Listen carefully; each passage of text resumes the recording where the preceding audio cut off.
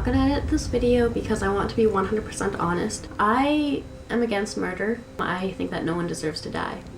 This is Serena Vermeersch, a small-time YouTuber who had no idea that only 1 month after posting this video would become a victim of the very thing that she was talking about. At the time, Serena was living in Surrey in British Columbia, but on one ordinary evening, and while walking home from school, she all of a sudden disappeared. Tragically, the next day, her body would be found, and what police uncovered left an entire nation furious. And that's because the man responsible for her death wasn't some unknown monster or somebody with a clean track record, but he was actually a formerly convicted offender who had spent most of his adult life behind bars. In fact, this man was such a problem that many officials even saw this coming. So, who precisely was Serena Vermeersch? How did she encounter this evil monster? And how did the system fail her so violently? Welcome back to Coffeehouse Crime, folks. My name is Adrian, and today we're traveling to Canada to look at a story that still haunts officers to this day. Now, this has to be one of the saddest stories that I've covered here, because there was nothing that Serena could have done. Meanwhile, her killer, well, he gave the authorities plenty of warning. By the way, I post videos here weekly, so if that does sound like your kind of thing, then please do consider subscribing. It really does help the channel out. And now with all of that said, please grab yourself a coffee, get comfortable, and let's caffeinate while we investigate. This is the case of Serena Vermeersch.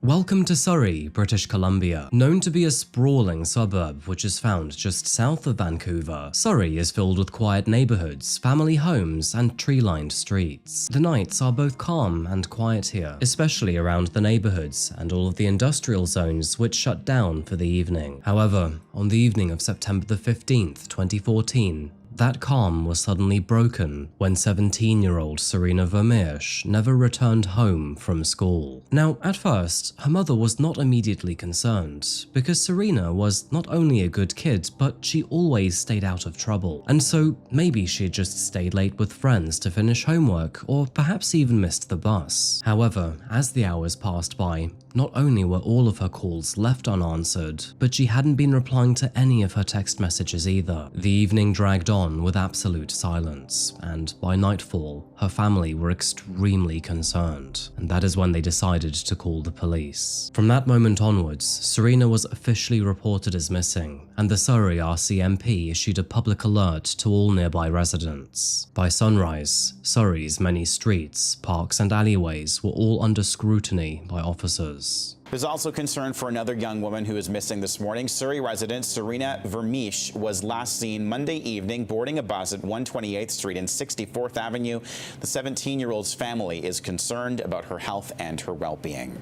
By now, detectives had learned that Serena was last seen around 8:10 p.m. boarding a bus near 64th Avenue and 128th Street, which is the usual bus route that she would take home before then walking the rest of the journey. They also noted that there was nothing unusual about her plans and that Serena was simply heading home. Of course, the problem is that she never actually made it there, which means that somewhere along that familiar journey, something terrible must have happened.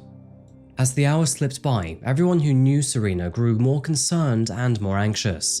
And as it turns out, this wasn't the first hardship her family had experienced either. Following a serious car accident, her father, Kevin, was now a few months into a coma.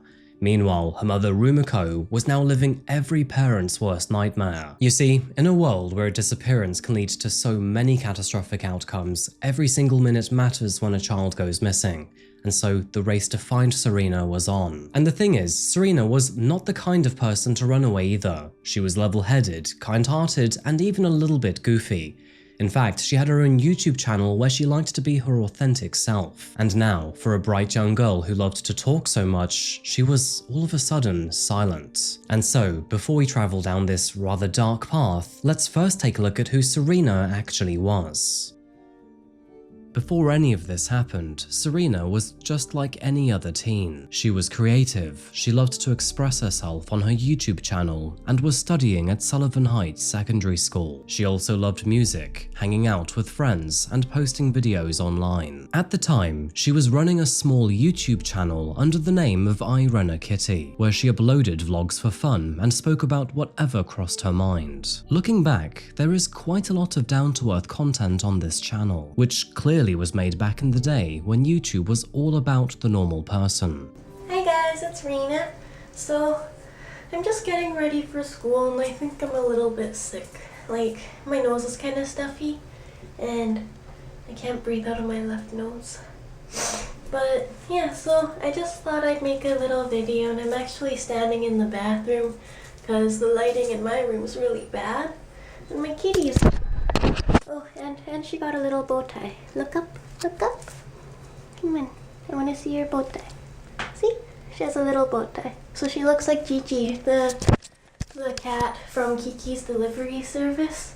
From a hobbies perspective, Serena was into Pokemon, Spider-Man, Magic the Gathering, GTA, and cats. She truly was a real homebody in all of the right ways. Her videos are quite nostalgic to watch actually, probably because they remind me of a simpler time when I too was a teenager, and you have titles like "Oh hi guys" and other phrases that only made sense back then in 2014. With only 100 subscribers in her pocket, Serena was not necessarily chasing fame. She just liked to create videos, to connect with like-minded people, and to make others smile. Her friends described her as warm, funny, and kind, and the sort of person who could light up a classroom. Just to point it out, guys, I know, very common phrase there. They are not my words. Inside the family, Serena was her mother's pride and joy. She was reliable, thoughtful, and was never one to cause trouble or disappear without a word. And of course, that is why, when she didn't come home that Monday night, that everyone panicked. Yeah, like, I'm completely against murder.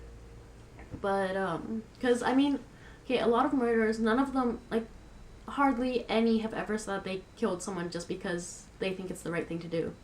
They always had a reason, whether it be, like, drugs, or someone owed them money, but never gave it back, or gangs, or all that stuff.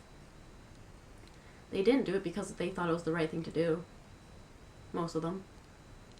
I haven't heard of any murderer that said they thought it was the right thing to do by killing someone. Tragically, on the Tuesday, that being September the 16th of 2014, the search for Serena took an awful turn. Around 24 hours after she had vanished, a search party were busy combing through the industrial area of East Newton, and as one of the searchers peered into a secluded patch of brush, which could be found just off the railway tracks along 146th Street and 66th Avenue, they unfortunately came across a harrowing discovery. It was the body of a young girl, and visual identification was enough to know that this was Serena. Police have now identified a body found in Surrey.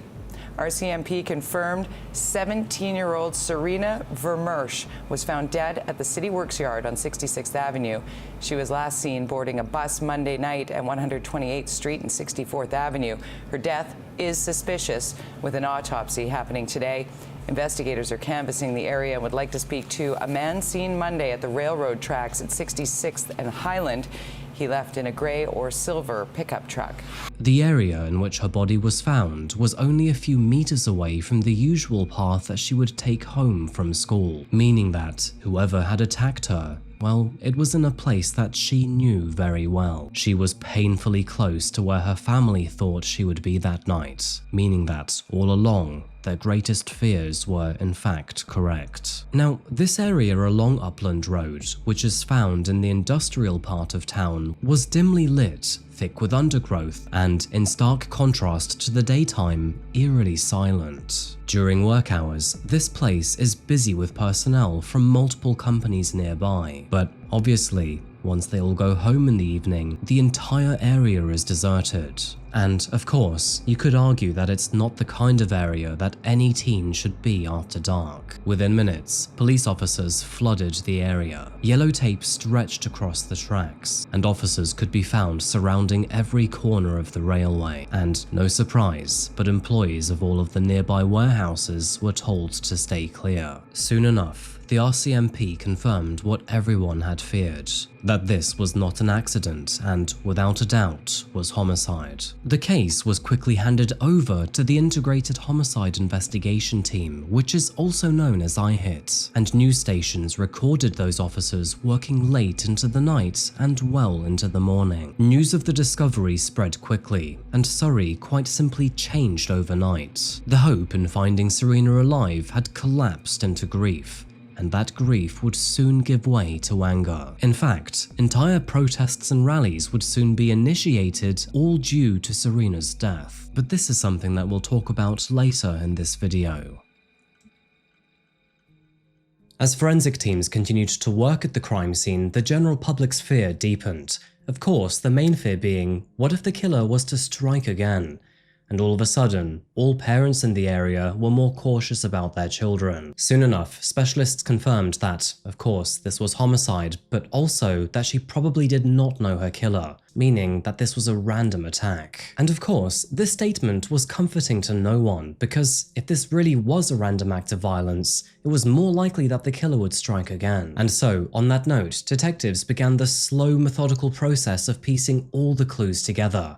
Because whoever did this to Serena, well, they were still out there. So, what do you do in a situation like this? Well, it all begins with knocking on doors, speaking to residents, and trying to piece together her final movements. And thankfully, a clue would soon emerge. It all began when a nearby resident reported seeing a man who was dressed all in dark clothing walking along the railway tracks only meters from where Serena's body was found. The witness also saw him climbing into a silver Dodge pickup truck which had a canopy and a roof rack before then driving away. Now, not only was this a precise detail, but it also occurred not even 1 hour before Serena's body was found. At this stage of the investigation, the IHIT had two options. They could either keep this information quiet, or they could go public with it. And I think that they made the right decision here, but they quickly went public, also urging anyone who had seen that truck to come forward. Back at home, police have a warning for the public as they call the murder of a 17-year-old Surrey girl a random crime of opportunity. The search for Serena Vermeersch's killer is focused on a man driving a silver or gray Dodge pickup truck with a canopy and a roof rack. He was spotted leaving the scene Tuesday night, shortly before the teen was found dead. Serena's body was discovered near train tracks off 66th Avenue in the Newton area. Thankfully, Surrey can be a busy area even at night, and police knew that somebody must have seen that truck. And they were right, because within a couple of hours, they had received multiple phone calls and tips from the public. At the same time, detectives started pulling surveillance footage from all nearby businesses, hoping that the pickup's headlights might show up somewhere in the grainy footage. Using the same surveillance cameras, they would also retrace the route she had taken that Monday night, and surveillance footage would later confirm that Serena had boarded a bus at 64th and 128th Street around 8:10 p.m. However, after that, her path went dark. Off the back of that, the police appealed to anyone who had shared the same bus with her to come forward, because even the smallest detail, like who she was sat next to or whether she seemed alone, could provide to be crucial. And then, only 5 days after her disappearance, investigators would finally catch a break. It was around 6 a.m. on September the 20th that IHIT and RCMP would finally make an arrest. The suspect was described as a 43-year-old man from Surrey who was, quote,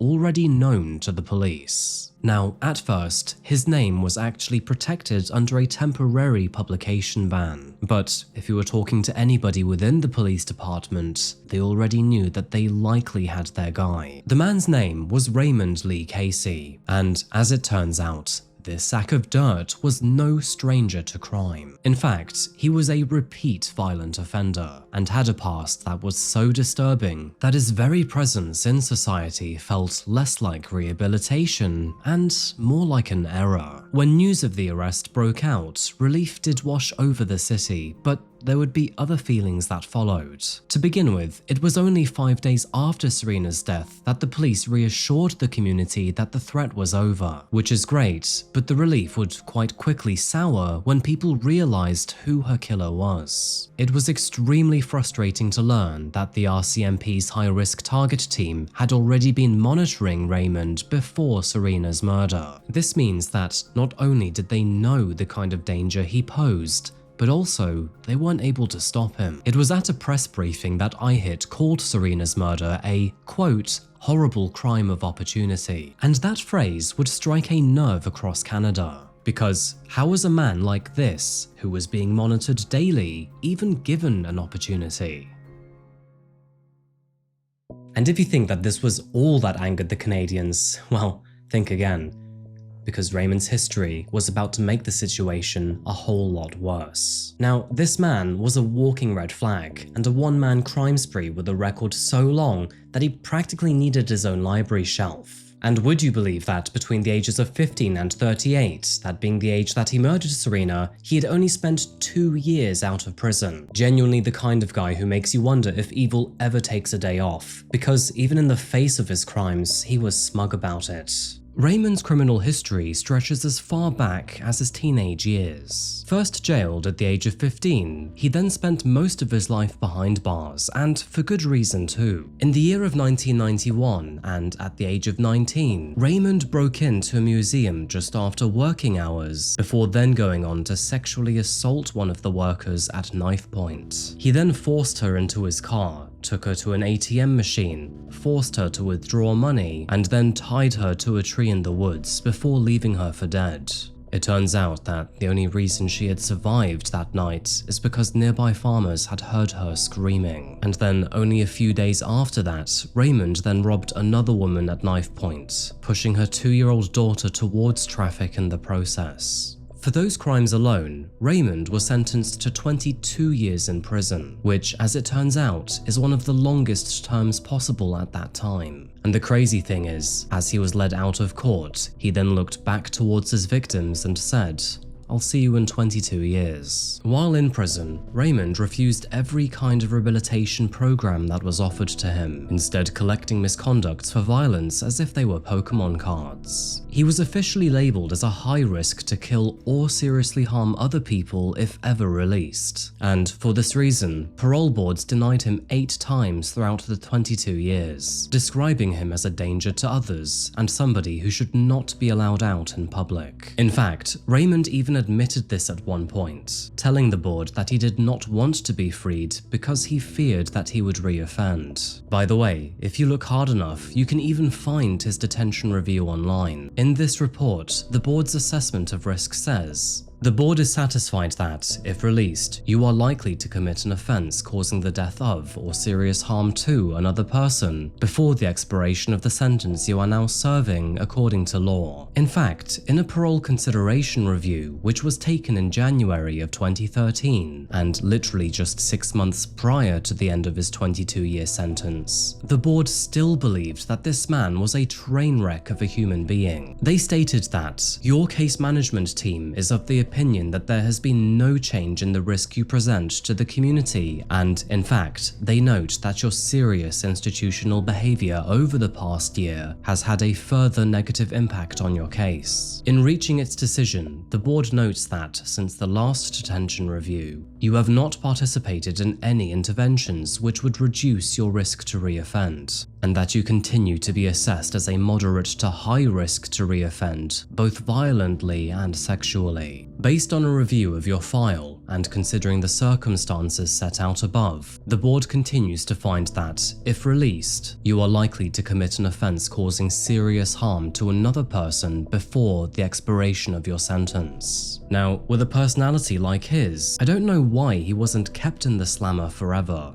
I mean, imagine being so inconsistently awful that even your mugshot looks tired of your existence. However, laws are laws, I suppose, and once he had served his full sentence, Canada's judicial system had to let him go. And so, in June of 2013, and after 22 years behind bars, Raymond walked out free, unchanged, unrepentant, and still dangerous. The entire situation is just absolutely mad when you think about it. This man clearly posed a dangerous risk to others, and yet, even still, there was nothing that the law could do to stop him. In fact, the authorities were so alarmed by this that they issued a public warning on the very day he was released. Surrey residents were told that a high-risk offender, who was violent, impulsive, and opportunistic, was now living among them, and it turns out that even the city's mayor, Diane Watts, was furious.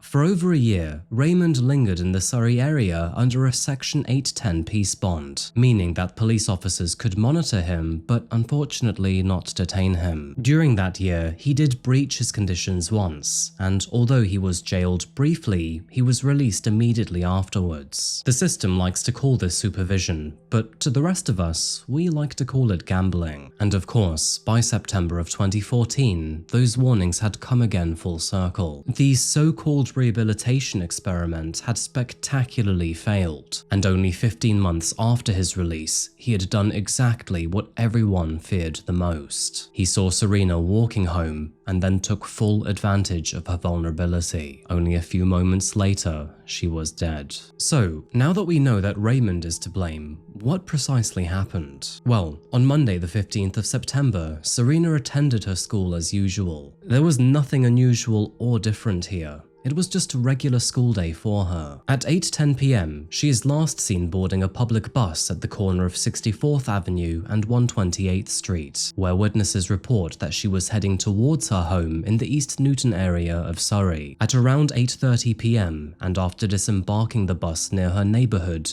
the walk, which she would do almost every day, takes her along 66th Avenue, where she then needs to cross a set of railway tracks in a dimly lit wooded area. Now, unknown to her, Raymond was waiting for a random target to appear along this dimly lit area. Through chance and random opportunity, the two would unfortunately cross paths. And of course, that unfortunately is when he attacked her. From what we know, he then chased her and cornered her, alluding that she knew there was danger. And it turns out that Serena put up an incredibly good fight against Raymond. At the time, she was armed with an X-Acto knife for self-defense. And although Raymond tragically overpowered her, Serena had dealt such severe injuries to him that he required 22 stitches to close all of them up.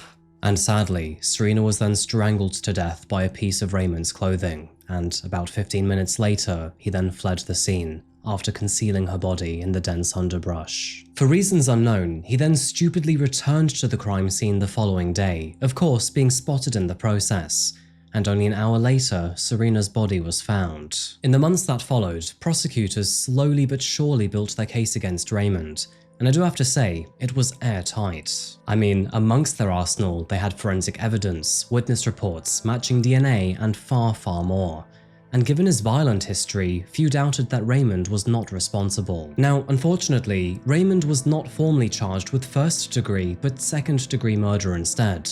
And of course, this was a detail that angered many residents. And that's because, in Canada, first-degree murder usually requires proof of planning or aggravating factors. And so, without concrete evidence of premeditation, prosecutors opted for the more straightforward charge instead. But even still, this was extremely hard to accept. The community wanted the harshest possible sentence. And honestly, I can understand why. For a while, Raymond's identity was even hidden behind a publication ban, but Surrey's residents were already outraged, and put quite simply, they weren't having it. Even the city's mayor, Diane, spoke out about it, tweeting, "Protect the innocent, not the criminal." Thankfully, public pressure worked. The ban was eventually lifted, and when Raymond's name finally hit newspaper headlines, the outrage erupted even more. People realized that this was the very man that the system had already warned could reoffend, and now they knew that he did. In the 3 years after Serena's murder, Raymond maintained his plea of not guilty. The case was scheduled to go to trial, and Serena's family prepared themselves for what would be a painful ordeal. But then, all of a sudden, on September the 14th of 2017, something unexpected happened. Just as the trial was about to begin, Raymond abruptly changed his plea to guilty. It was described as a surprise guilty plea and caught everyone off guard. He likely pleaded guilty simply to avoid the shame and embarrassment in court. Now, under Canadian law, secondary-degree murder carries an automatic life sentence. The only question that was left behind was for the judge to determine how long Raymond would wait until being eligible for parole, which can range from 10 to 25 years under the current system. Now, personally, I really don't think he received enough time here, because in the end, he was sentenced to life in prison with no chance of parole for only 17 years. Not 20 or 22 or 25, but only 17. And so, although it means that Raymond will be in his 60s before he can even apply for parole, I do genuinely not understand why he wasn't given the maximum sentence. And for Serena's family, there was no true relief either. Only the hollow comfort of partial justice. They initially said that there would be no closure until sentencing, but even then, it was clear that the closure that they were looking for was something that this kind of loss would simply never bring. And when the judge read his final words and the guards led Raymond away in shackles, one of the family relatives was heard over saying what everyone else was thinking: lock him up and throw away the key. In a New Westminster courtroom, 43-year-old Raymond Caissie pleaded guilty to second-degree murder. He was charged with killing 17-year-old Serena Vermeersch from Surrey. Her body was found near a set of railroad tracks in the East Newton neighborhood in 2014. Surrey RCMP said her death was a crime of opportunity and described it as a random attack. And so, with that said, the case of Serena Vermeersch was, at least in a legal sense, closed. However, outside the courtroom, the anger, questions, and disbelief still remained. Once the dust had settled after his sentencing, there was one question that seemed to just keep coming back to the general public. Could this have possibly been preventable? And the thing is, yeah, it really could have. I mean, for example, if the parole board had actually taken its warnings seriously, then of course Serena would still be alive, because Raymond should have never been allowed out in public. And even IHIT, who normally avoid politics like the plague, admitted that this case sparked a fierce debate about what to do with dangerous offenders. And that's putting it lightly. Now, on one hand, I do understand, because when a criminal finishes their sentence, then what can you do? But on the other hand, Raymond was a very clear case. After her death, there were many political discussions about how Canada could prevent this from happening again. But you know what?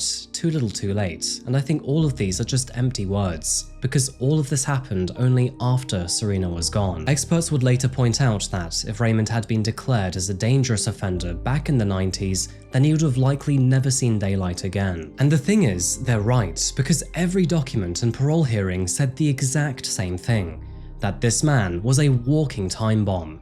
And they didn't just miss all the warning signs here, they quite literally wrote them down and then just let him walk out the front door.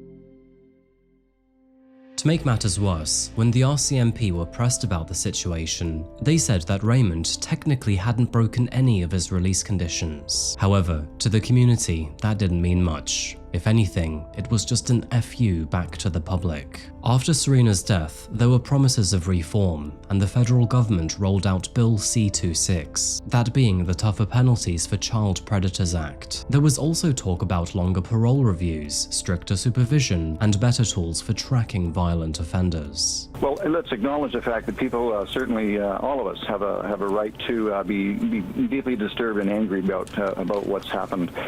In terms of the system, we've gone through a phase in the last little while of increasing sentences, increasing punishments, and decreasing an emphasis on treatment and making sure that people get the treatment that they need.